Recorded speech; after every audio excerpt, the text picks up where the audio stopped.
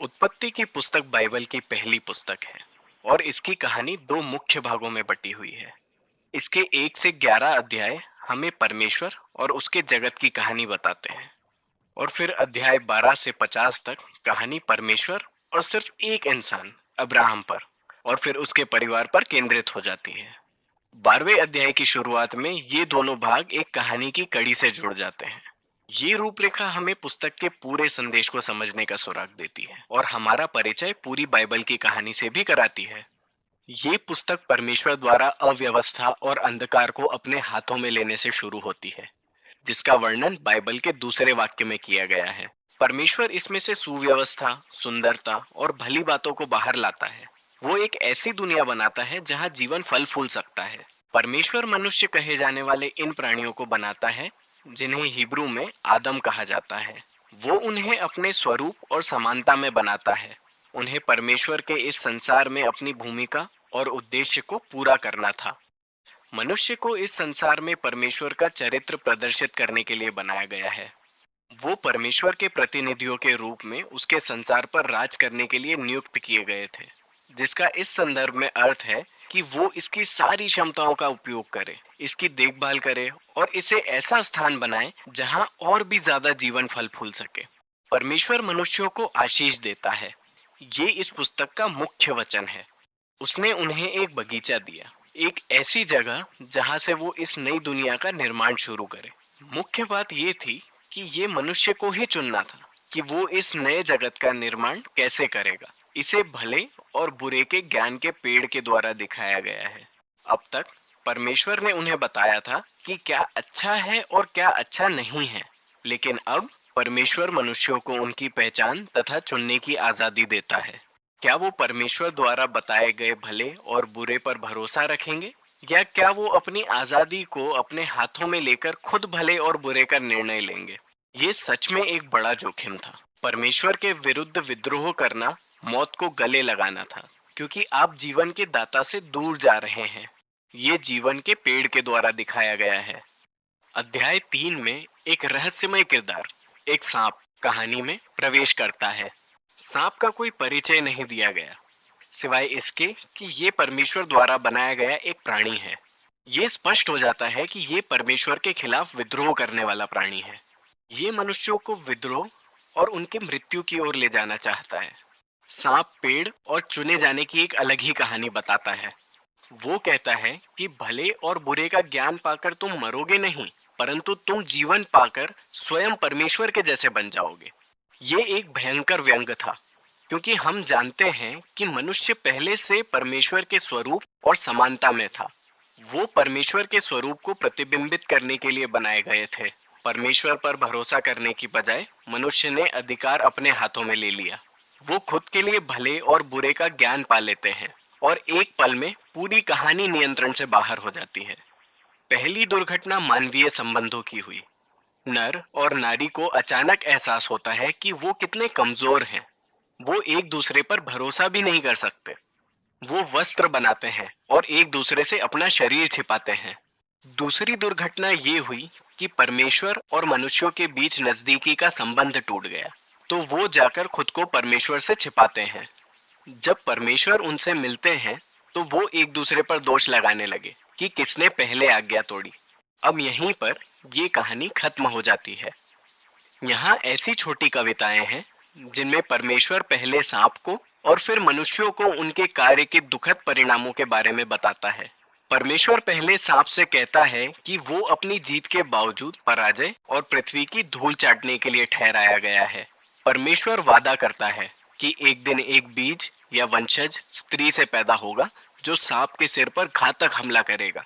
ये बड़ी खबर की तरह लगती है, लेकिन इस विजय की कीमत अदा करनी पड़ेगी, क्योंकि जब सांप का सिर कुचला जाएगा तो वो भी उस वंशज की एड़ी को डसेगा।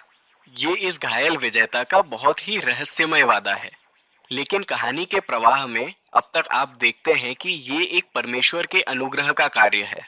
मनुष्य सिर्फ विद्रोह करता है और परमेश्वर क्या करता है, वो उन्हें बचाने का वादा करता है। लेकिन ये मनुष्य के निर्णय के परिणामों को नहीं मिटाता। परमेश्वर बताता है कि उनके विद्रोह के कारण उनके जीवन का हर पहलू, घर पर और बाहर, दुख और दर्द से भरपूर होने जा रहा है। ये सब उसे मौत की तरफ ले जा रहे हैं। यहाँ से कहानी नीचे की ओर घूमकर बढ़ती है। अध्याय 3 से 11 तक विद्रोह की इस लहर को बढ़ता हुआ पाते हैं, जो हर स्तर पर मानवीय संबंधों को तोड़ती जाती है। यहाँ दो भाइयों की एक कहानी है, कैन और हाबिल। कैन अपने भाई से इतनी ईर्ष्या करता है कि वो उसकी हत्या करना चाहता है। परमेश्वर ने उसे चेतावनी दी कि वो ऐसी भावना न लाए, लेकिन वो ऐसा करता है। वो खेत में उसका खून कर देता है। कैन तब एक शहर बनाने जाता है जहाँ हिंसा और दमन का राज चलता है। ये सब लेमेक की कहानी में वर्णित है। वो बाइबल में पहला आदमी है जिसकी एक से अधिक पत्नियां हुई।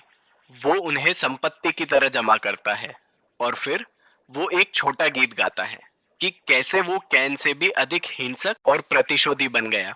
इसके बाद हमें परमेश्वर के पुत्रों की एक अलग कहानी मिलती है, जिसे दुष्ट स्वर्गदूतों से जोड़ा जा सकता है, या उन प्राचीन राजाओं से जो दावा किया करते थे कि वो देवताओं के वंशज हैं।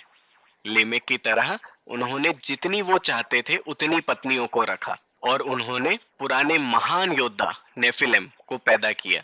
जो भी दृश्य सही है, मुद्दा ये है कि मनुष्य ऐसे राज्यों का निर्माण कर रहे हैं जो परमेश्वर की इस दुनिया को हिंसा से और अधिक भ्रष्टाचार से भर रहे थे।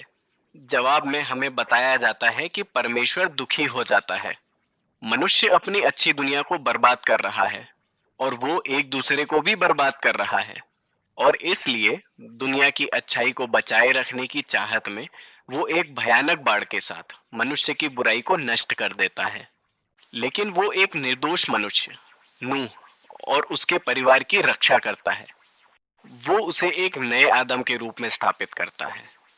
वो ईश्वरीय आशीष को दोहराता है और उसे दुनिया में बाहर जाने के लिए आज्ञा देता है। तो हमारी आशाएं तो बहुत अधिक है, लेकिन फिर नूह भी एक बगीचे में विफल रहता है।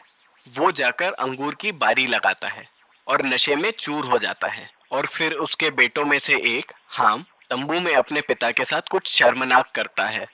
यहाँ हमारे पास अपना नया आदम है, नग्न और शर्मिंदा, पहले आदम की तरह। पतन की ओर घुमाव फिर से शुरू होता है। ये सब बेबीलोन शहर की नींव का कारण बनते हैं। प्राचीन मेसोपोटामिया के लोग एक साथ आकर इस नई तकनीक से, जिसे वो ईंट कहते हैं, परिचित होते हैं। वो शहरों और बड़ी मीनारों को तेजी से बना सकते थे, जितना कोई पहले कभी नहीं कर सकता था। वो एक नई तरह की मीनार बनाना चाहते थे, जो देवताओं तक पहुंच जाए और वो अपना बड़ा नाम भी कमा सके। ये मनुष्य के विद्रोह और घमंड की निशानी थी। ये बगीचे का विद्रोह था जो अब बढ़ चुका था। परमेश्वर ने उनके घमंड को कम किया और उन्हें तितर बितर कर दिया। ये कहानियां एक अलग समूह है, लेकिन आप देख सकते हैं कि वो सब एक ही मूल बात की तलाश कर रहे हैं। परमेश्वर मनुष्यों को अपनी दुनिया के साथ भला काम करने का मौका देता रहा और मनुष्य इससे भागता रहा। इन कहानियों का दावा है कि हम एक अच्छी दुनिया में रहते हैं, जिसे हमने बुरा बना दिया है। हम सभी ने भले और बुरे को अपने तरीके से परिभाषित करना चुना है। हम सभी टूटे रिश्तों की इस दुनिया में अपना योगदान दे रहे हैं, जो लड़ाई और हिंसा की तरफ हमें ले जा रहा है, जिसका अंत मृत्यु है। लेकिन एक आशा है। परमेश्वर ने वादा किया है कि एक दिन एक वंशज आएगा, घायल विजेता, जो अपने तरीके से दुष्ट को हरा देगा। मनुष्यों की बुराई के बावजूद परमेश्वर ने अपने जगत को बचाने और उसे आशीषित करने का मन बना लिया है। तो बड़ा सवाल ये है कि परमेश्वर क्या करने जा रहा है। अगली कहानी, अगली कड़ी इसका उत्तर देती है। अभी के लिए उत्पत्ति 1 से 11 तक यही है।